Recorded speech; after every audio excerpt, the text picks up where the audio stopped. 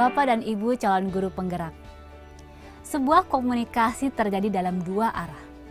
Satu sebagai penyampai makna, satu lagi sebagai penerima. Dalam proses coaching, peran kita sebagai penerima atau reseptor sangat memainkan peranan penting. Sebelum kita mempraktekkan teknik coaching, kita perlu memahami terlebih dahulu makna yang mendalam dari mendengarkan aktif. Bagaimana rasanya ketika sedang berbicara dengan rekan, namun rekan Anda memotong pembicaraan dengan permasalahannya sendiri? Atau ketika kita sedang menceritakan masalah kita, rekan kita malah melihat keluar jendela dan tidak memperhatikan kita. Malahan dia sambil bersenandung kecil. Pastinya perasaan ini membuat kita tidak diterima dan tidak dihargai. Perasaan bahwa mereka tak acuh dengan kita.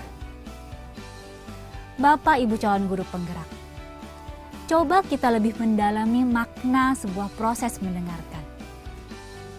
Mari kita mendalami perbedaan mendengar dan mendengarkan. Pak Rudi, apa yang dimaksud dengan mendengar? Mendengar adalah sebuah kemampuan untuk menerima suara. Mendengar merupakan kegiatan pasif di mana syaraf pendengaran kita berespon langsung terhadap stimuli eksternal. Lalu Pak, apa bedanya dengan mendengarkan? Mendengarkan merupakan proses yang berbeda dengan mendengar. Mendengarkan merupakan proses aktivasi syaraf pendengaran yang dilakukan dengan sadar dan bertujuan. Mendengarkan berarti memberikan perhatian bukan hanya pada cerita, tetapi juga bagaimana cerita itu disampaikan. Memperhatikan pesan verbal ataupun non-verbal. Mendengarkan memerlukan sebuah konsentrasi. Dapat kita bedakan sekarang bahwa mendengar tidak sama dengan mendengarkan. Mendengarkan merupakan sebuah keterampilan yang memiliki peran penting dalam berbagai aspek kehidupan kita, terutama dalam menjaga sebuah relasi atau hubungan dan dalam kegiatan mendidik.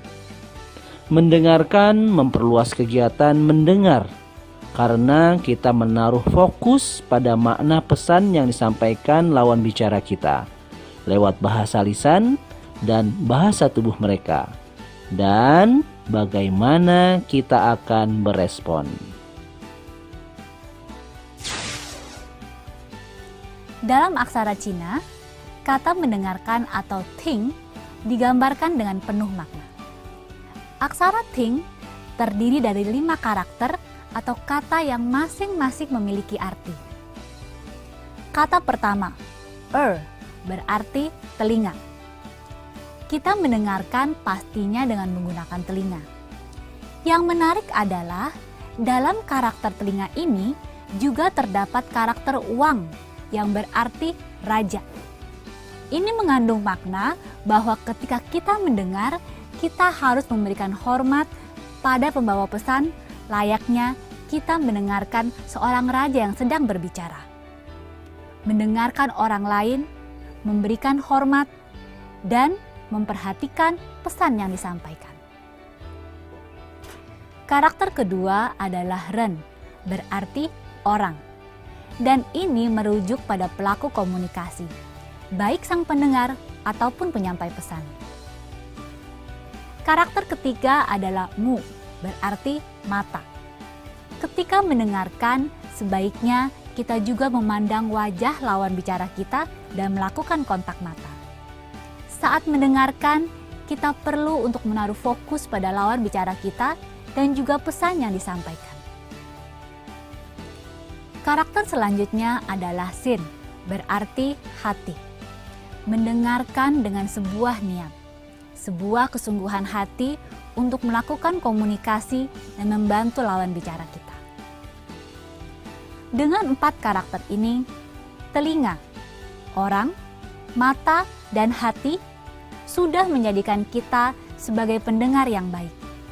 karena kita berfokus pada isi pesan dan makna dari setiap pesan yang disampaikan.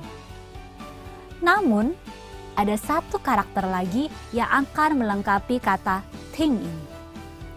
Satu guratan horizontal, yi, yang berarti yang esa.